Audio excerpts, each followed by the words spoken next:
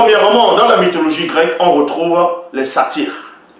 Les satyres apparaissent dans la mythologie grecque comme des démons de la nature. Donc, le satyre est une créature de la mythologie grecque. Parce qu'on dit mythologie grecque, ça veut dire que le satyre aussi n'existe pas. Puisque si pour certains, mythologie veut dire mensonge, veut dire mythomane, ça voudrait dire que les satyres qu'on fait allusion dans la mythologie grecque n'existent pas. Ce sont des inventions. Ça, c'est faux. Les satyres ont bel et bien existé physiquement, mais maintenant on a détruit les corps. Ça, j'avais expliqué ça dans des anciennes vidéos. Les satyres existent toujours actuellement, mais ce sont des esprits. Ce n'est pas un mensonge. L'Écriture même en parle. On retrouve cela dans Lévitique 17, 7. Dans Lévitique 17, 7, il est dit, dans la traduction du Monde Nouveau, ainsi, ils ne doivent plus sacrifier leur sacrifice aux démons en forme de bouc, avec lesquels ils ont des relations immorales. Immorales. Dans la traduction avec crampon, il est dit, ils n'offriront plus le sacrifice aux satyres. Les satyres qu'on retrouve dans la mythologie grecque. Donc ici, on s'adresse à un groupe de personnes qui avaient désobéi à la loi divine. Des gens qui sont devenus des idolâtres, qui ont commencé à adorer des satyres. On fait des statuettes des dieux en forme de bouc. Et c'était des satyres qui représentaient. Parce que spirituellement, le peuple avait déjà vu ces créatures, était conscient que ces créatures ont existé à un moment donné physiquement. Mais lors du grand cataclysme, les corps physiques ont péri. Et ils sont restés sur terre en tant que mauvais esprit, esprit impur. Donc ici, on vous dit que le peuple ici, par rapport, on va dire, le peuple d'Israël, a commencé à adorer, en gros, une grande partie du peuple, pas tout, une grande partie des fils de Jacob ont commencé à adorer les satyres, les démons en forme de bouc. Parce qu'ils savaient que ça existait. Donc ce n'était pas une mythologie par rapport aux satyres. Donc quand on dit mythologie grecque, ça ne veut pas forcément dire mensonge. Il faut entrer dans la mythologie avec la connaissance. Et voir que ça c'est vrai, ça a été rajouté, ça a été, en gros, on a modifié là, à cet endroit. Parce que dans la mythologie grecque, on vous dit que, bon, comme je dis, on parle des satyres, ainsi de suite, l'Écriture même en parle. Dans Lévitique 17, 7, on parle des satyres ici. À quoi ressemble un satyre? Voilà comment on représentait les satyres. Voilà comment on représentait les satyres. Vous voyez? Ça, c'est des satyres. Voilà comment on les représente. Voilà comment on représente les satyres. Donc, il n'a pas fallu que la Grèce puisse être construite, que les Grecs arrivent pour savoir que les satyres existaient. Puisqu'on vous dit que les satyres viennent de la mythologie grecque. Avant que les Grecs ne soient sur terre, les gens parlaient déjà des récits des satyres. Est-ce que vous comprenez? Donc ce n'est pas un mensonge, ce n'est pas une mythomanie, ce n'est pas des fables. Ce sont des créatures qui existent réellement. Mais ce sont des esprits, ce sont des démons. De même qu'il y a des gens qui vont dire « Ah, les anges n'existent pas, ce sont des mythes. » J'en ai entendu. Il y en a même qui disent que Dieu n'existe pas, que c'est un mythe. Et donc ils vont dire que c'est une mythologie des chrétiens, c'est une mythologie des croyants. Donc ici, dans Ésaïe 34, 14, dans la traduction Abbé Filion, il est dit « Les démons et les onocentaures ». Voici à quoi ressemblent les onocentaures. Les onocentaures, bon, selon ce qu'ils ont dessiné, quoi. Onocentaure, c'est c'est une créature hybride, mi-homme et mi-âne. Les démons et les onos-centaures s'y rencontreront, et les satyres, dont les démons, les satyres, s'y jetteront des cris l'un à l'autre. La sirène s'y retire et trouve son repos. Donc, dans le livre d'Ésaïe, le prophète ici, en gros, il est question d'un patriarche qui parle des choses qu'il avait déjà vues, des choses vraies, réelles, qui ont existé, qui existent, mais dans le plan spirituel. Parce que le prophète ici fait la distinction, la différence entre mensonge et vérité. Cette personne ici qui est connectée dans ses écrits, parce qu'il reçoit la révélation du spirituel. Donc, c'est pour ça que dans ses écrits, il écrit, il dit que les onos-centaures sont là, existent. Il les nomme. Il nomme les sirènes des eaux. Il nomme les satyres. Parce que ce ne sont pas des fables, ce ne sont pas des mythes. C'est quelque chose qui existe.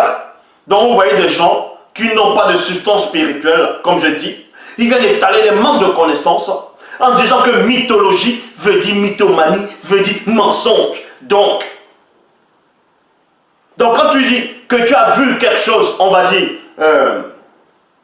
les êtres mythologiques, ils vont dire, ah non, tu as vu quelque chose qui n'existe pas, donc tu as vu le mensonge. Non, si vous ne connaissez pas, vous retournez à l'école. Est-ce que vous comprenez? Mythologie ne veut pas dire mensonge. Car mytho qui veut dire parole, discours. C'est ce que les gens vont rajouter après, qu'il y aura la confusion. L'onos-centaure est un animal médiéval, mythologique, ayant le buste, la tête et les bras humains, mâle ou femelle, sur le corps d'un homme sans tête. La créature est considérée comme un génie malfaisant, en qui les Juifs et les premiers chrétiens voyaient un démon. C'est logique. C'est ce qu'il dit dans Ésaïe 34, 14. Dans Ésaïe 34, 14, on fait allusion à ça. Dans la traduction Abbé Filion. Les démons et les onos-centaures. Les démons et les onos-centaures s'y rencontreront. Donc, il explique quelque chose qui aura lieu. Puisqu'on dit s'y rencontreront, s'y rencontreront. S'y rencontreront, c'est dans le futur. Il ne va pas inventer une histoire. Quelqu'un qui est inspiré, qui a la révélation, qui a la connaissance. Il ne va pas venir inventer une histoire. Il raconte des choses réelles. Il raconte des choses qui sont réelles. À son époque. En cela, il vous dit ici, les démons et les onos-centaures s'y rencontreront. Et les satyres, ils jetteront des cris l'un à l'autre. La sirène s'y retire et trouve son repos. Ça dit que la sirène des eaux a un endroit pour se reposer. Donc il parle de quelque chose qu'il avait vu. Spirituellement, il a vu ces choses. Donc il raconte. Ça c'est un récit. C'est maintenant là on appelle un discours. Donc la parole, discours qui veut dire mythos. Et non mensonge et non fable. Maintenant, les gens, quand ils vont lire son discours, quand ils vont lire cet écrit, ils vont dire non, ça n'existe pas. C'est ce qu'on appelle les Grecs maintenant. C'est ce qu'on appelle les villageois. Comme beaucoup de personnes qui ne connaissent même pas la distinction entre mythologie et mythomanie. C'est ce qu'on appelle maintenant des villageois, des gens des paysans, des gens qui ne savent rien, qui n'ont pas réellement l'éducation.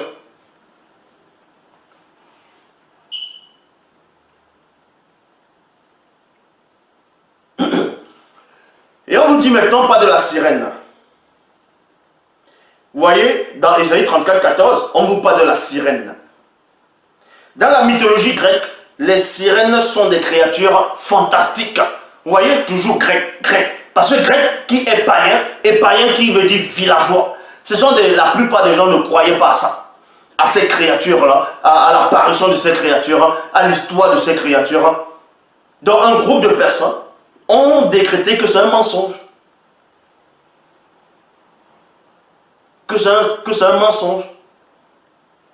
Et maintenant ils ont dit non, ce sont des fables, ce sont des choses inventées, que ça n'existe pas. Mais si ça n'existe pas, ce que les démons aussi n'existent pas, ce que les anges aussi n'existent pas. Puisque pour certaines personnes, les anges, ce sont des fables, ce sont des créatures qui ne peuvent même pas exister. Pour cela, on va vous donner un peu la description des sirènes. Des sirènes. Voilà comment certains représentent les sirènes des eaux.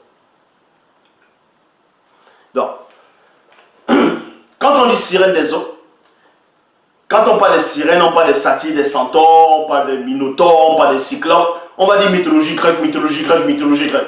Mais avant que la Grèce antique ne soit, ces créatures, on parlait déjà de ces créatures dans l'Afrique ancestrale. On n'a pas entendu que les Grecs arrivent, des villageois. On n'a pas entendu qu'ils arrivent pour dire non, mythologie. Et certains vont dire ah non, mythologie qui veut dire mythomane, mythomanie. Parce qu'ils n'ont pas de connaissances. Ils viennent se pavaner pour chercher une identité. Vous ferez mieux de retourner à l'école. Si vous ne savez pas des choses, vous laissez les grands vous enseigner. Donc, dans le temps d'autrefois, j'avais déjà expliqué les toutes premières sirènes des eaux. Ce n'est pas comme ça. Ça, c'est pas comme ça les toutes premières sirènes des eaux. Les premières sirènes des eaux, c'était des monstres marins. C'était des monstres marins. Des vrais reptiliens dans les océans, dans le grand océan. Mais bon, on ne va pas rentrer dans l'histoire. Et ensuite, il y a eu maintenant des espèces comme ça. Et il y a aussi maintenant d'autres formes de sirènes. Il y a plusieurs formes de sirènes des eaux qui ne sont même pas dans l'eau. En gros, des sirènes. Parce que quand on dit sirène des eaux, ça veut dire qu'il peut y avoir sirène des airs, sirène des forêts. Et oui, ça, ce ne sont pas des fables. Et voici comment on représente aussi des sirènes. Vous voyez? En forme d'oiseau. Les sirènes en forme d'oiseau. Donc c'est pour cela qu'on vous dit ici, dans la mythologie grecque, les sirènes sont des créatures fantastiques marines. Elles sont souvent dépeintes comme des chimères. Elles sont souvent dépeintes comme des chimères. Mi-femme, mi-oiseau. À la différence des sirènes nordiques. Créatures mi-femme, mi-poisson. Mi-femme, mi-poisson. Et Lilith, celle qu'on appelle Lilith, pour les faux juifs, ils disent que c'était la première femme d'Adam, et ça c'est faux. Donc, par rapport à Lilith, Lilith fait partie de la race des sirènes oiseaux. Et on parle d'elle parce que Lilith a existé. Lilith existe. C'est un démon. En gros, c'est plusieurs espèces. Ce sont des démons. C'est un démon qui existe. Dans la Bible en français courant, dans Ésaïe 34, 14, traduction dans Ésaïe 34, 14, dans la Bible en français courant, il est dit, c'est là que le démon Lilith, prend un moment de repos. Et s'y trouve où se reposer. Bible, parole de vie, c'est là que Lilith, le mauvais esprit de la nuit, Lilith c'est un mauvais esprit de la nuit. Et Lilith, deux fois, on la représente sous la forme d'un oiseau, hibou, avec des gros yeux. C'est pour ça que les gens, même en Afrique, associent le hibou comme un mauvais esprit. Le hibou comme un oiseau de malheur. Le hibou n'est pas, c'est un oiseau de proie. Ça n'a rien à voir avec ce que vous appelez la sorcellerie, que c'est un oiseau de malheur. C'est un oiseau de proie. Parce que les gens ne sont pas habitués à avoir un oiseau qui a des gros yeux, c'est tout. Voilà comment on représente Lilith dans dans la Babylone. Vous voyez, Lilith dans la Babylone antique. C'est une femme avec des ailes et les pattes d'oiseau. Le mauvais génie de la nuit. Bien avant que les Grecs n'arrivent. Donc, Lilith en hébreu est un démon féminin de la tradition juive. Elle est à l'origine un démon mésopotamien. Voilà. Et Lilith, dans le livre d'Ésaïe, on fait allusion à Lilith. Parce que ce sont des choses, ce sont des créatures qui existent. Ce ne sont pas des fables. Ce ne sont pas des fables. Ce ne sont pas des fables, c'est quelque chose qui existe. Mais sauf que ce sont des démons. Ce sont des esprits impurs. Et ce n'est pas fini. Dans Psaume 22, verset 21, dans la traduction Abbé Fillon, il dit, sauve-moi, sauve-moi de la bouche du lion, en sauvant ma faiblesse des cornes des licornes. Voilà comment on représente les licornes. Vous voyez?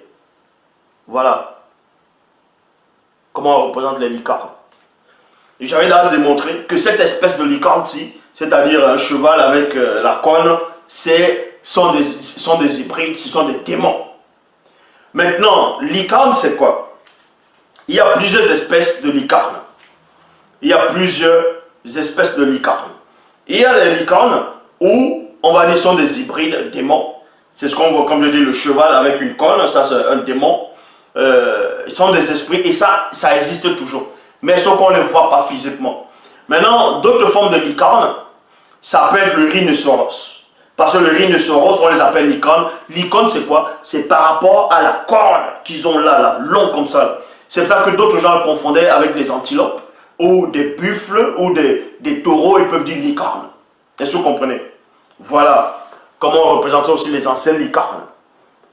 Des animaux dont on appelait licornes par rapport à les cornes. Une longue corne pointue, dont le rhinocéros est considéré comme une licorne. Vous pouvez, si vous ne connaissez pas l'histoire, vous pouvez taper le rhinocéros, vous allez voir qu'on le considère aussi souvent comme une licorne, parce que le rhinocéros, il y a plusieurs espèces de rhinocéros. Mais la licorne ici, il y a une licorne dont c'est un démon, c'est un cheval qui a une longue corne.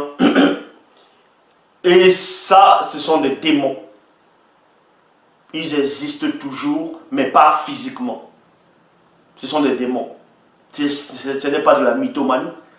On fait allusion à ça dans Psaume 22, verset 21. Traduction Abbé Fillon. Sauve-moi de la bouche du lion et sauvez ma faiblesse des cornes des licornes. Dans d'autres versions, on dit les cornes de buffle ou bien, voilà, ainsi de suite. Des licornes. Dans Psaume 22, 22, dans la traduction David Martin, délivre-moi de la bouche du lion et réponds-moi en me retirant d'entre les cornes des licornes.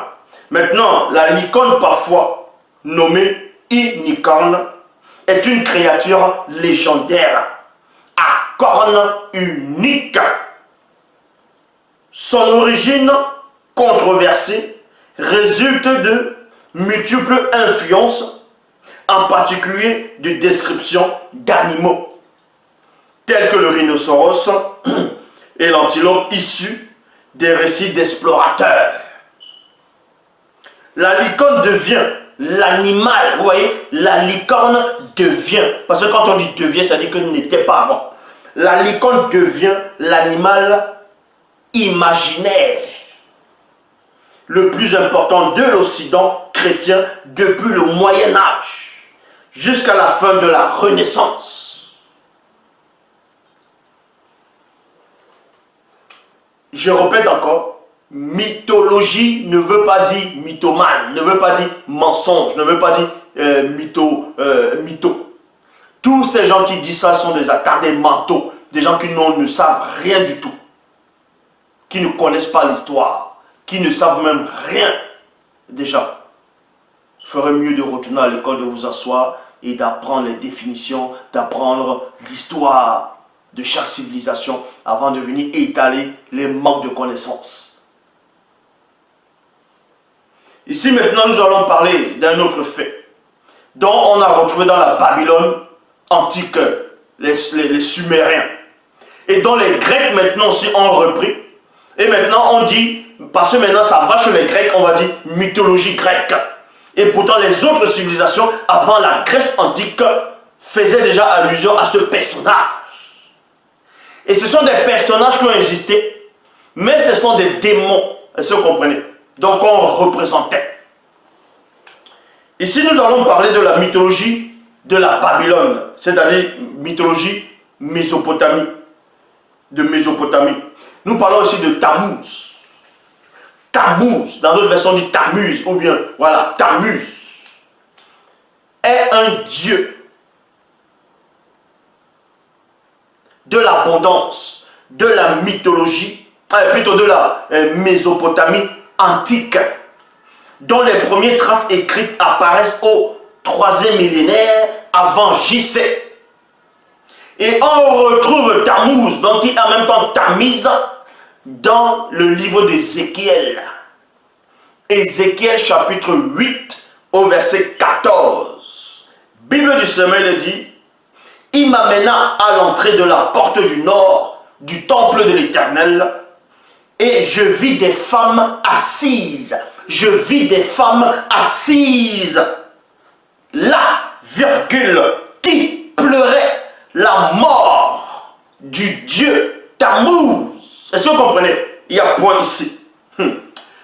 Donc, quand vous ne connaissez pas l'histoire des civilisations, quand vous ne connaissez pas l'histoire, vous ferez mieux de rester tranquille. Donc dans Ézéchiel chapitre 8 au verset 14, on fait allusion à Tammuz, donc Tammuz, qui est aussi cité dans la mythologie babylonienne, donc Mésopotamie. Et on vous dit ici que, parce que c'était un homme, c'était quelqu'un, un patriarche, quelqu'un qui avait l'esprit, qui est sorti de son corps, par la permission de l'esprit, avec un E majuscule. Et là-bas, il a sillonné Jérusalem, Israël, ainsi de suite. Et là-bas, il voyait des abominations qui se commettaient au milieu du peuple. Et à un moment donné, il raconte son récit. Mais son récit n'est pas un mensonge. Son récit, il raconte, il dit ceci, que il m'amena